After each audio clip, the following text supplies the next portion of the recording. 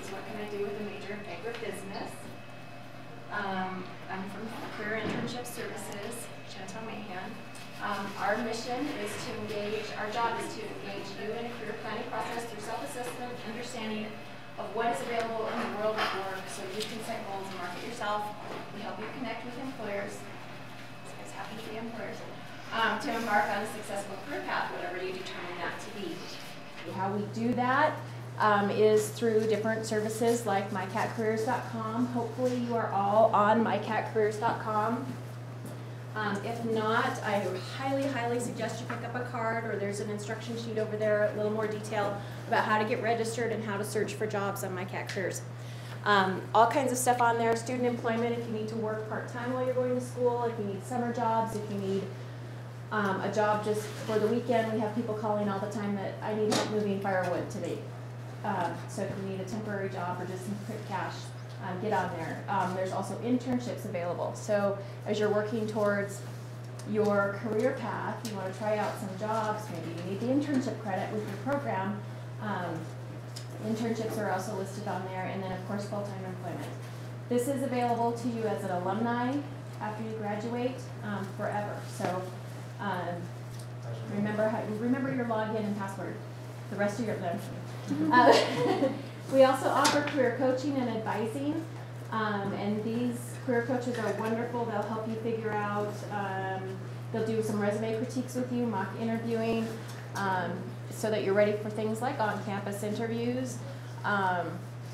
You'll have your resume ready when for career fair, when we have our career fairs.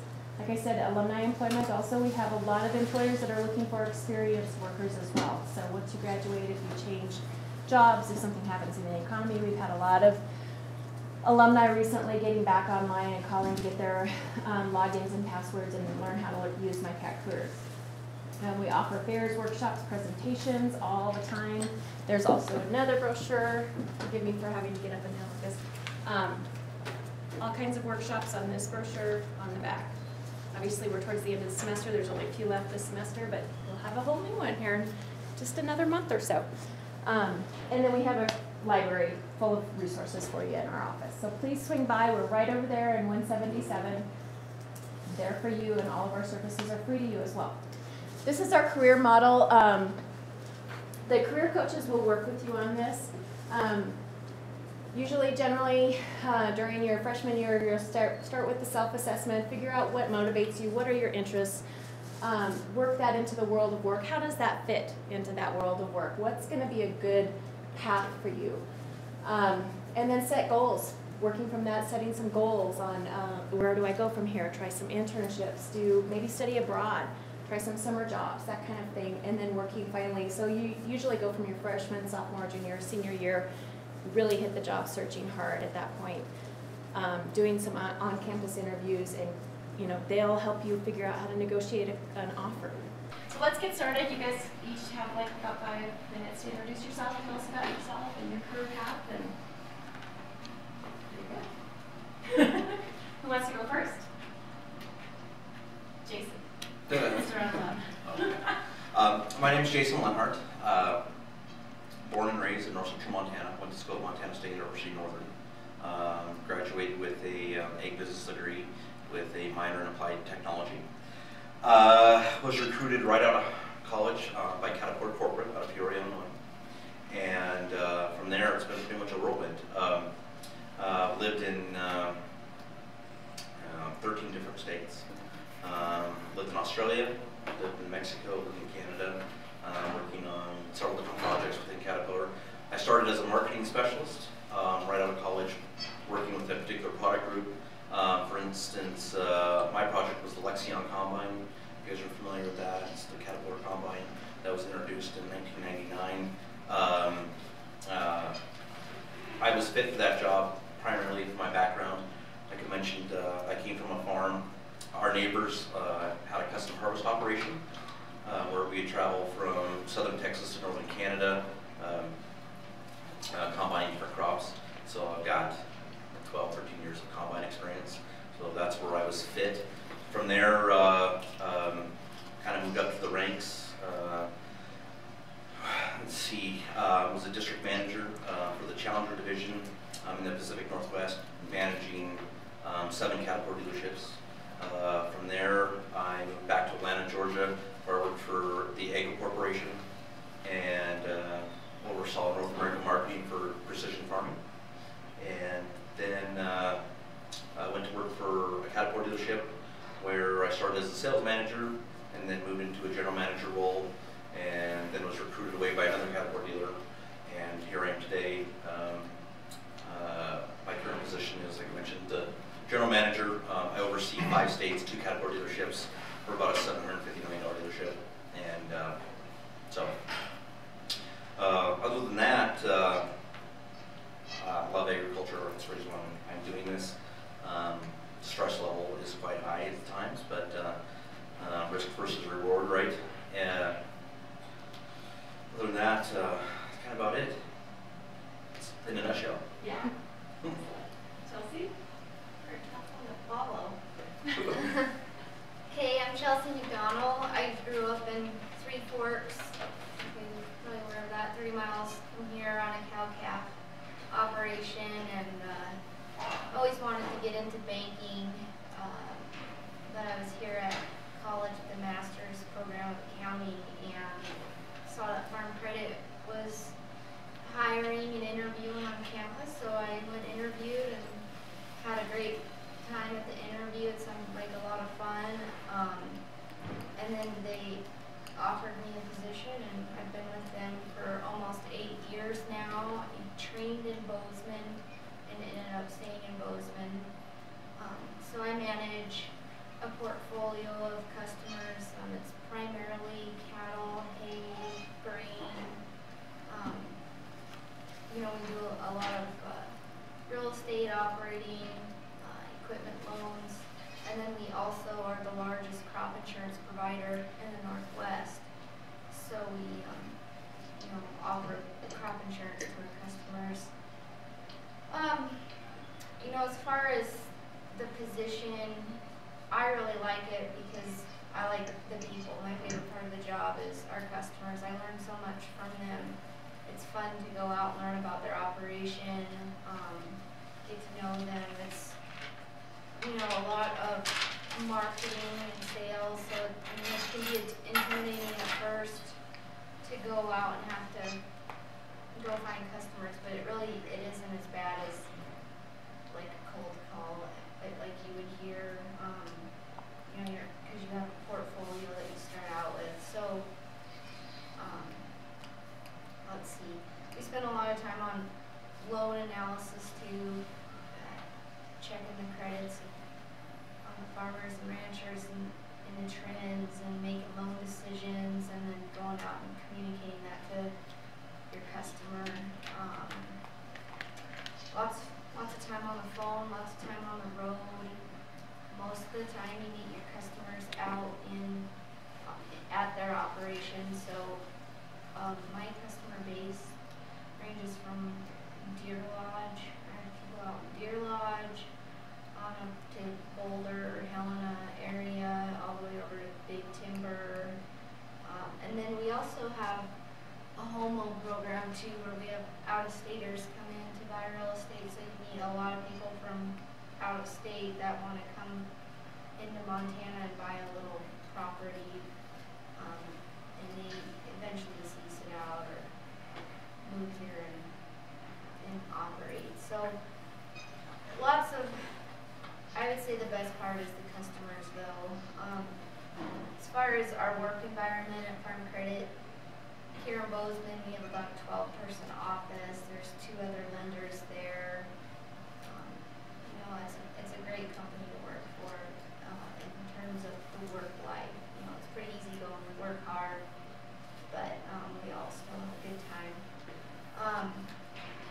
Let's see, as far as being involved in the community, we try and sponsor a lot of the local commodity groups like Delta beef producers, the egg appreciation banquet that's coming up, the 4-H and FFA and things like that. So we're pretty involved with the community. Let's see.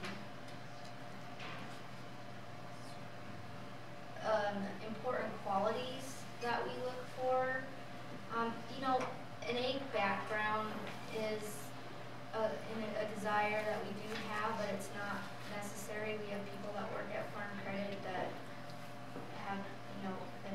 successful without an ag background, but it is nice to have somebody with an ag background.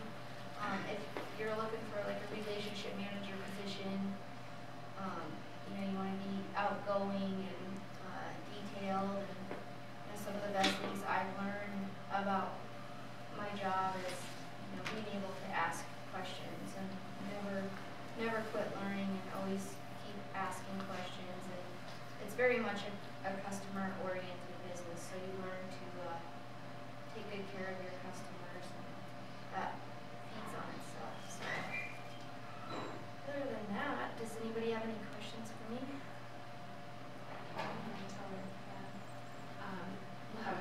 Oh, sorry. That's fine. Jasmine, do you want to introduce yourself?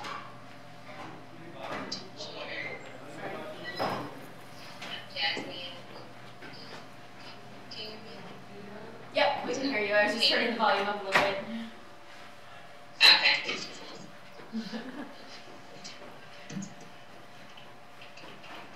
So yes, I'm Jasmine with Peace Corps. I served as an agribusiness volunteer. My background is a bachelor's in animal science and a master's in agricultural economics. Peace Corps is an independent government agency. We've been people abroad for 27 months to help developing countries become more developed. We learn their culture, we learn their language, also teach them about our own. And then we come back here to the States and teach people about the experience that we've had in that country. And it's like a global understanding.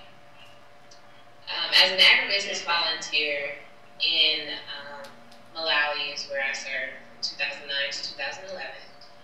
I worked in a community, a very rural community. I was actually partnered with a national park.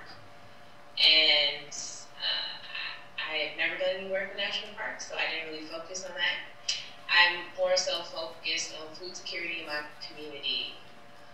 I was in the national park, so of course I assumed I would see thousands and thousands of wildlife because I was in Africa, and I was like, of course, in Africa I'm going to see elephants, giraffes, whatever stereotypical thing you can think of. I just knew that I would see it when I got to my community.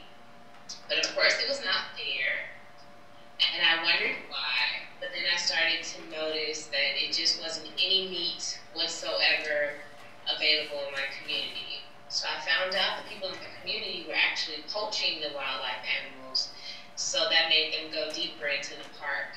So for that reason, I saw a need. I saw a problem, and I was there to try to alleviate some of these problems. So I proposed to people in my community doing a project with goats.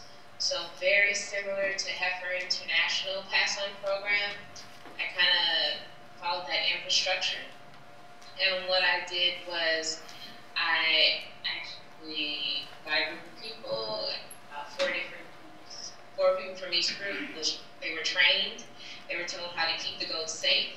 They were taught how to maintain the goats, keep them healthy, all the important things that you need to do to make sure that you have proper goat management. And then also they were given 5 female goats, and I bought 2 South African boar goats. And the boar goats were to cross with the local females and have the offspring with a higher muscle mass, because the local breed, they had a very low muscle mass, so they wanted to bring in a higher muscle mass for the more meat. And they had a higher kidding rate, which is important because that means that the people in the community who were trying to get the goats, they would be able to get them faster, and they would be able to help me in the faster period. So what was supposed to happen is the first person get 5 females, and they pass 5 female offspring to the next person in line, and so on and so on and so on. And when I did this project, it actually, from the point of me seeing that there was no meat in my community to the point of actually people in the community getting goats, I did all the background work, and I did all the getting everything in order to make sure this would actually happen. Although I have a background, I worked with goats while I was an undergrad, as well as I wrote my thesis on the economics of raising goats. I did not train the people in my community. I actually brought in people from the Ministry of Agriculture in Malawi, in the community, in the town that I was from. And they came in and they taught them, because I was only going to be here 2 years. So I needed them to have a connection with somebody so that they can, if they have questions later, which of course they will, they would have somebody there to talk to. So that was my biggest project, but as a Peace Corps volunteer, we do pretty much anything that needs to be done. And as an agribusiness volunteer, I mean, I felt like it was great. Malawi actually didn't have an agricultural section, so I went in with an environment group. So I actually did a lot of environmental things as well. But when I got to my community and I was integrating, which is the periods after your training, because you get intense training as a Peace Corps volunteer. The first 3 months you go into your community and you get to know and see where you can help or you can address any problems. And when I got there, my secondary school in my community did not have enough teachers. So I offered myself to teach physical science and biology to freshmen and life skills to seniors. So as volunteers, we do whatever is necessary. We're there to help. We go to these countries because we want to help. And we also get that hands-on experience that we want with these degrees that we have. Because we have the degrees, but we haven't really done any of the actual practical hands-on work. So this really allows us to do that and be a project manager at the same time. Great. Thank you. Thank you. We'll finish introductions and then we'll take questions. Steve, okay. Your turn. Okay, thanks. Well, my name's Steve Anderson. I'm the director of USDA's National Agricultural Statistics Service Montana Field Office. Yeah, you never got That's a lot. It is a lot. Nobody sets out to be a statistician, by the way, so I can tell you the long, twisted path. But I grew up on a cow-calf operation in the state of Washington and attended Washington State University in Pullman. My senior year, I was kind of going back and forth to go on for master's degree, finish the undergrad degree, and get a job. And actually, the department head at the time came into an Ag Econ Stats class I was in and said, NASA's coming to hire and interview you need to go interview with them. So I got a pretty direct hint that I need to go through that interview process. And little did I know at the time, does anybody know what happened with apples and Alar? A little history. Well, back right around the time I was graduating from college, 60 Minutes ran a story about the use of a chemical called Alar in apples. And there wasn't a lot of data to back up their story, but what this story did do was cause consumers to quit eating apples. And the producers got, with a perishable commodity, got stuck holding it all. The value went down, they lost their shirts, and USDA was set to change their policy and make sure that actual chemical use data was available so that misinformation type of media stories didn't happen again that could wreck markets like that. So my agency, the Agricultural Statistics Service, that year set about hiring over 100 statisticians in the country. So I was one of those 100. So that's kind of an indirect way of why I got hired. The career path that I've had, when they hired me out of Pullman, they sent me to Boise, Idaho. I spent some time there, and then when you work for USDA, you get to go to some exotic places. So my next duty station was Fargo, North Dakota, where I learned about cold and wind. From there, I went to our nation's capital and spent 5 years there, where I probably aged 10 years. But it was a good adventure. And then when I got the chance to get back out west, the first stop was Denver. So I came out to Denver for 5 years, and I've been up in Helena for 4 years now as the state director. I thought we might not be moving quite as soon, but as you're all aware, the federal government's kind of under a lot of financial pressure these days. So my agency is going through a reorganization. So as a result of that, in April, I'm actually heading 40 miles from where I grew up, and I'll be working in the state of Washington. So I'm sad and have some mixed feelings about leaving Montana, but you get a chance to go home and it works out and in the best interest of your career and yourself. I grabbed that opportunity. A few things about work for the federal government. When they hire you, they really value education. Matter of fact, as a statistician, to qualify, it's like 15 total hours of math and stats, of which 6 have to be stats with a bachelor's So that would be a starting point to get qualified as a statistician. Grades are important when you work for the federal government. Just as a starting salary within Montana, and of course there's adjustments based on locality and cost of living and everything, but if I was to hire somebody right now with below a 3.0 in the state of Montana, they would start at like $31,000 a year. If I hired someone with above a 3.0, that would bump up to $39,000 a year. So there's an $8,000 premium annually for having good grades. And a master's degree, of course, that jumps up to $47,500. So, you know, another $8,000 to $9,000 for that. So I mean, that's definitely an important starting point if you were to pursue a career with any federal agency. And I can kind of speak for all of USDA, whether it be, you know, NRCS if you're in the science side, or FSA, or RMAs over in Billings in a regional office. However, the environment right now, as I mentioned, is kind of tough just because of these federal budgets that we're facing these days. Education opportunities are very abundant for me personally. I had the chance to go on to Texas A&M to do some management training, and I had the chance to go on to Purdue to do some media communication training. And so I mean, there's a lot of opportunities out there as far as further training. My job, I mean, I've run into Scott actually quite a bit. I just get to travel the state of Montana and be the face of the survey organization for USDA. So whether it's stock growers or grain growers, Farm Bureau, Farmers Union, you know, we're asking producers for voluntary information that we turn around and publish for the good of the public. So that being said, I want to be the face of USDA for these producers at any opportunity I can get. And of course, if I can get, you know, several hundred of them together at the same time, I'm going to take advantage of that. Also interact quite a bit with other USDA agencies, whether it's NRCS or FSA, because they are some big data users that use the data that we collect from farms and republish to make other policy decisions that affect producers and you know, probably impact the bottom line as well.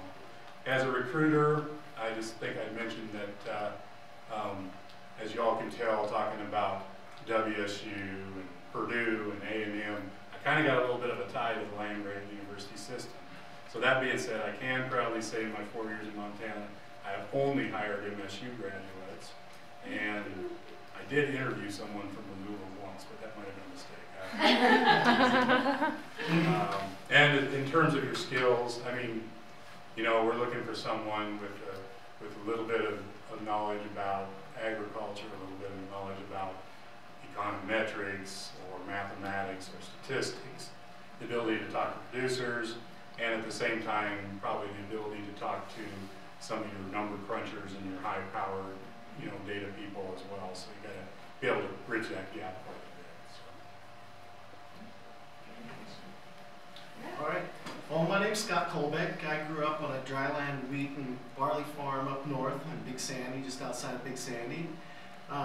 I came to school here in 1989, and I guess I'll start off with flash forward a little bit to 1993.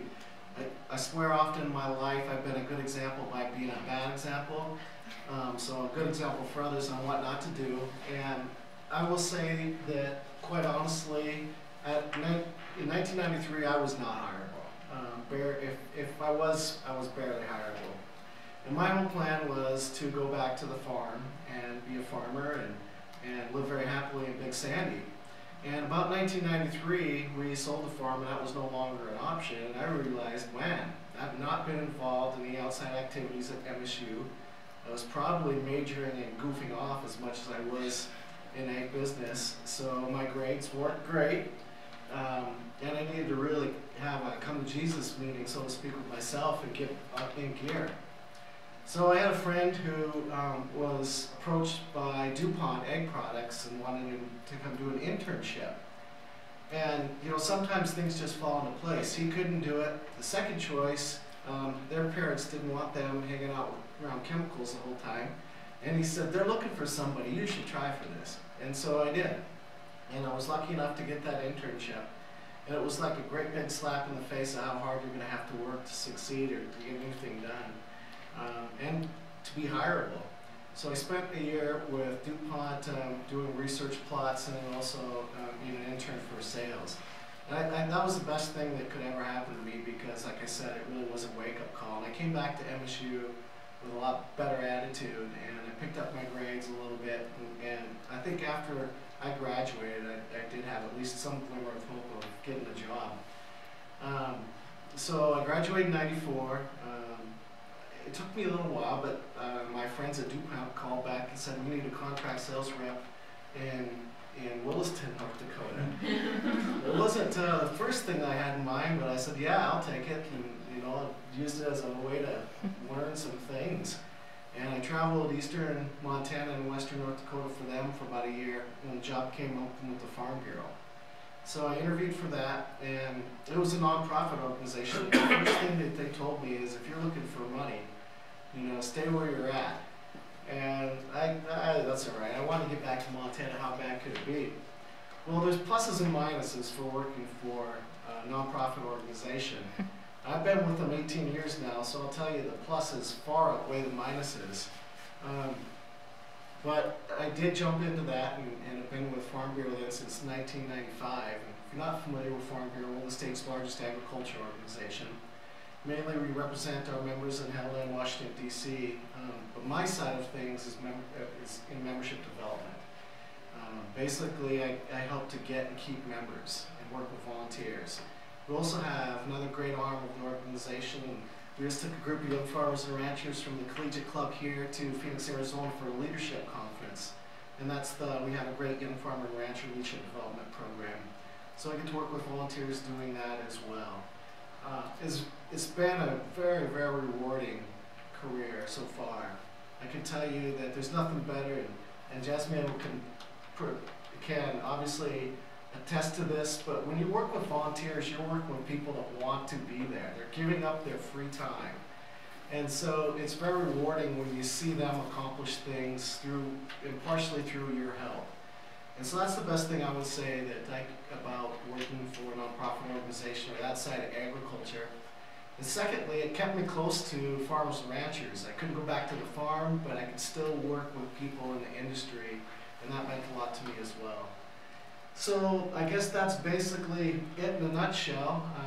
Like I said, I moved up to the point where I'm Director of Membership Development now, and I hope to retire with Farm Bureau. It's a good organization and a great way of making a living. Thank you. Now we can open it up for questions. Don't everybody jump in that. There's free pizza in it for you. I guess I was gonna ask a question. What is something that that you guys could have went back to college and took a certain class, more communication class, more econ? Is there something that maybe a training course that you feel like would have benefited you now? I guess. Go ahead. My biggest thing was, and I didn't realize the importance of it back then, but communications. Public speaking is something that I've dreaded all my life, but it's probably one of the most important things you can do is be able to communicate. So that's one thing that I would do, is go back and take more classes dealing with public speaking and communications. If I had one do-over, all 4 years that I was working on my undergraduate, I went back home and I worked at a door factory in front of a saw cutting metal. And it paid for a lot of my college, and I walked out of there pretty close to free and clear. But at the same time, I only had that one experience of working on an assembly line that I wished I would have tried some different things and maybe went some different places. Because that's one thing when each of us have talked about the moves that we made. Every time you make a move and you push yourself out there, whether it's another state or another city or whatever, or another job, it's a learning experience. So anyway, I think that was probably, if I could do something different there, that'd be one thing I would take a look at. I would say again, the communications, writing is so important. You have to write emails, letters. You also have to talk and speak to your customers and your coworkers, and being effective at communicating is so important. And if I had to do it over again, instead of trying to dodge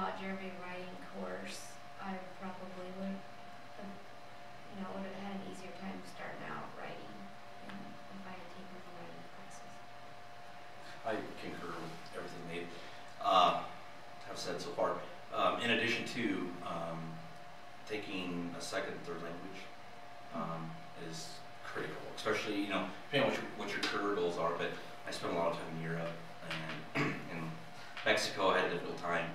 I always had a translator, but you know, I dodged those classes, and if I would have had to do back over again, I would have probably taken German and Spanish and probably some French. And the other thing I would do is going through college. I worked through college, and I worked on the farm. And if I would have had to do it all over again, knowing that I was going into sales and marketing, I would have went to work at a retail store, or an Applebee's or something. It will help you overcome that barrier of interaction with people you don't know. And that's a huge obstacle when you get in the workforce, is how to, when you're approaching people and you've never met them for the first time. And I wish I would have probably took a job at Applebee's for at least 6 months. I probably would have opened me up sooner. Jasmine, do you have any advice, classes, or things you would have done differently in college?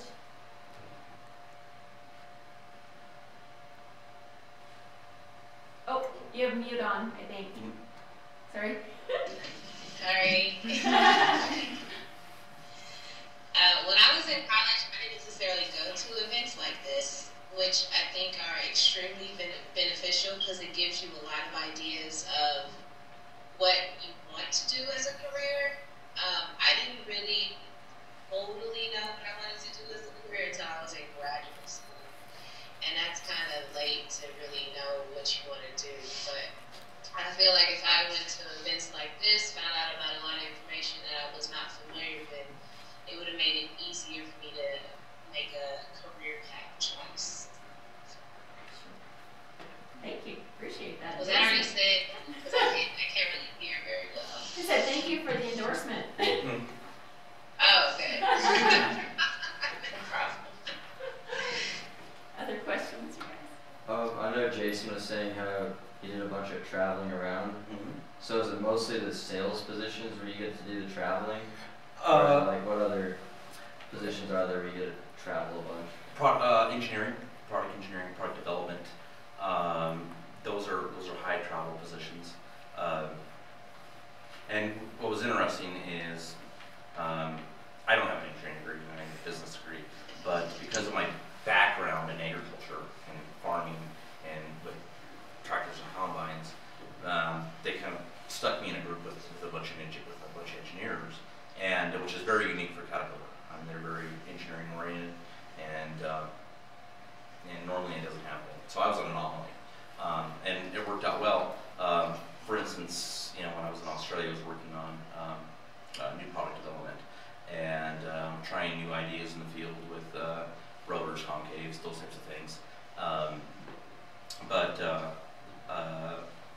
If travel is what you want to do, my suggestion would be to try to get in with the 3 major manufacturers: John Deere, Case, Caterpillar, AGCO, and they really look for people that are, you know, I have another term, single people, because they're easy to move and they don't cost a lot.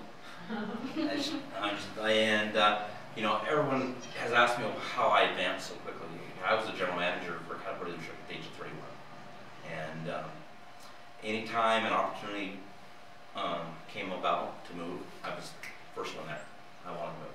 And when people see that enthusiasm, that energy, they keep giving you more and more to do. And so, did I hate moving? Absolutely.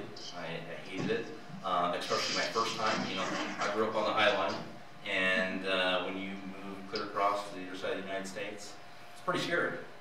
Howard was my biggest town, and when you move to, you know, Atlanta and then start traveling to, you know, New York and in and out of airports, it becomes pretty scary pretty quickly, and you just gotta stay grounded and don't let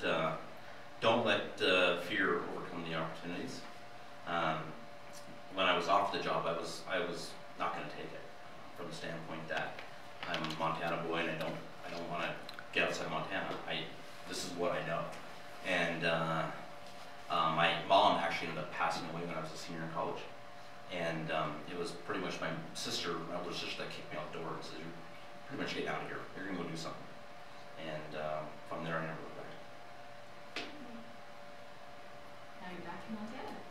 Back in Montana. Back in Montana. A long way around. Okay. The other thing I was going to mention is when you enter into the job workforce, you're probably all going to take what they call a personalysis. I urge you, and if I would have known ahead of time, it would have saved me a lot of grief. But to go and they're a couple $100 for a good one. Go spend the money, go get yourself a personalysis. Then that will help define what your strengths are. You know, mine, for instance, I'm high energy. As you see, everyone sitting here, I am been the most fidgety one over here because I can't be in one spot for too long. I gotta go do something. Also, my personality, I'm always talking, very chattery. Don't mind getting up and talking to someone that I've never met before. And that personalysis, a good personalysis, will help define, truly where you should be focusing your energy, looking for jobs and those types of things. So. We do offer through career services, and the career coaches will work with you on this, the strong interest inventory, which is very similar, and it's only $20. I think I took one of those like pick for your tests, something like that. And the thing about it, they're really interesting. Don't try to, everyone says, oh, you can cheat it, and answer it honestly. It's there to help you. And because if you try to cheat it, and because most personalities, sometimes they'll come out and ask the same question a couple times, but just reword it. And you can catch on sometimes you don't. But just answer it honestly because it'll help you at the end. And it's not there to like funnel you into a specific job, but it helps you open up and think about other ideas and ways where you can use your interests and your major and your personality traits and things that you like and drive you and find your career that's that really good fit. Yeah. Who else? Anybody else want to answer the travel question? Well, I guess I'll start a little bit. We're a statewide organization, but our parent organization is a nationwide one, and I've seen this in a lot of organizations, nonprofits. We're big on training. We're big on getting our members trained so that they can represent us. So there is a lot of travel in that. Like I said, Sarah and I just got back from Arizona, where we had, I think there was 29 young farmers and ranchers that we brought with us. So there's opportunities there. Your parent organization always has meetings and trainings and conventions where you travel within the United States. We've had people go internationally on trade missions and things like that. So there's definitely some opportunity for travel in organizations. And you may not think as a nonprofit, as an organization, that that's the case, but the organization's biggest asset is it's people, it's volunteers, and so we want to make sure our volunteers have the tools to do what they need to do to represent you, and so travel is usually a pretty good thing. Nice perk. Any questions? I know all of you have said like the ag background is really important. What's the best way to market that on like a resume and in an interview? Like, how do you make those skills come across? Because a lot of you can say stuff, but it might not mean anything to anyone else. But you guys have any ideas on how to market that?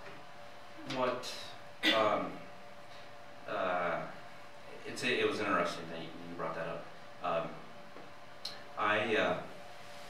An ag background for employers such as Caterpillar, John Deere, Case, AGCO, they look for that because they know that if you have an ag background, your work ethic probably follows. They know that you probably work 7 days a week, 10, 12 hours a day, and they like that. And so, and that has put me at the top of some jobs over some other people, just because of my work. And we all inherit that, right? If you grow up on a farmer, rancher, or an ag background, getting up at 5, 6 o'clock in the morning versus watching cartoons, it carries over into your job today. I might work at to work at sometimes at 6 o'clock in the morning, and I don't leave until 9 o'clock at night. I work on weekends. So my productivity is, 1.5 to 2 times, my counterpart of the construction side. And again, that makes me stand out in a company, and the executives recognize that. So does that help answer your question? Yeah. So I guess to drive home the point, work ethic, ag background, work ethic, and that has helped me display my what I'm looking for, traits. Like, is it enough to just put on your resume that you worked on a farm and ranch for your whole life, or like how do we expand upon that, I guess? I would say in a cover letter, if you're applying for a job that's a really good job, maybe talk about your background growing up on a farm or a ranch and how that's helped develop your work ethic, which you can continue into the position you're seeking. And keep in mind, you're going to have multiple resumes Yeah. for the position you're applying for. I mean, there is no one single resume that's going to cover everything. So, if you're leaning towards marketing and sales, then obviously you're going to display information on that resume that that focuses towards that versus working on statistics. Those types of things. I'd also say before you write your cover letter and before you go to your interview, definitely do as much research on who you're trying to get hired by as you can. And then both in the cover letter and figure out ahead in the resume, how to direct questions to bring into the conversation your background. I think that is so important. And it's done naturally then, and it's just a good way of doing it. We've had people that didn't know us from any other employee, and they had probably a great background and wasn't impressed at all. But then other folks who came in and they knew what we were all about, and then they knew how their background could fit into what we do, and that person is usually more successful. And be sure to have, when you sell yourself, be sure to have a message that's outside of your resume, outside of your cover letter. When you get in that interview, 3 or 4 major points that no matter what the questions are asked, you can swing around and fit them into the answer somehow. Because, if you have those canned things that you're comfortable with, and if you get in a stressful situation and you're in the interview process and you're nervous, something you can come back around to that's just secondhand that bails you out, and if you do it strong, you get through it, and then you move on to the next thing, and plus you incorporate something into your interview process that you want the employer to know about you, that otherwise you might not be able to deliver to them through the written word.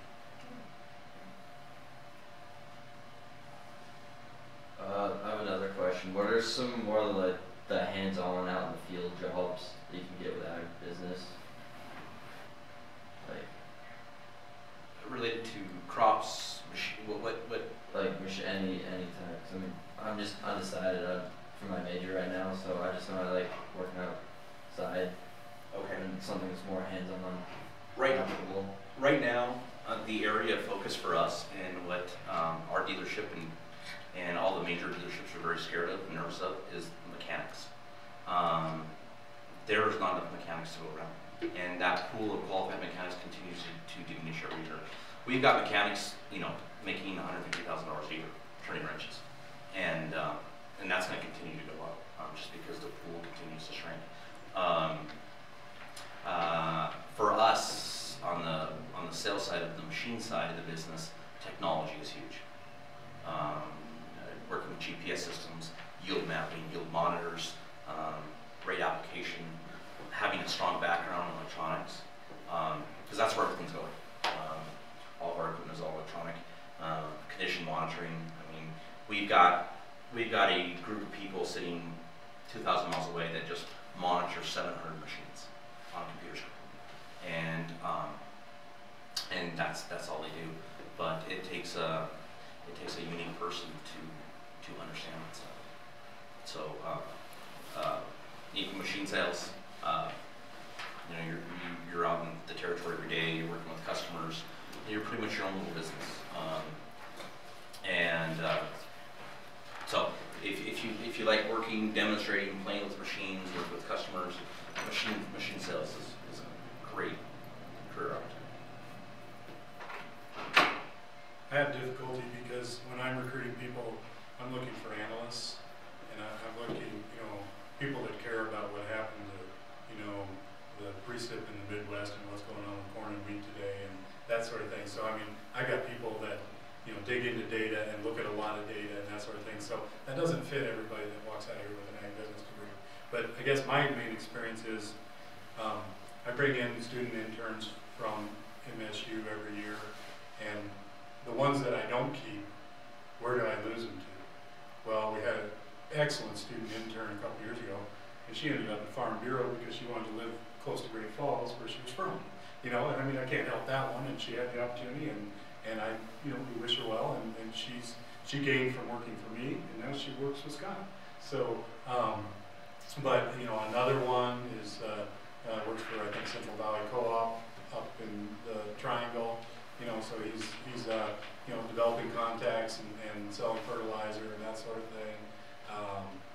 He also was looking into something with Simplot down in Pocatello, Idaho, because that particular position allowed him not only to be involved with sales part of the time, but got him out on a skid loader for part of the day too. So I mean, there's a lot of different opportunities out there. It's just you got to know yourself and know what is going to be satisfying for you.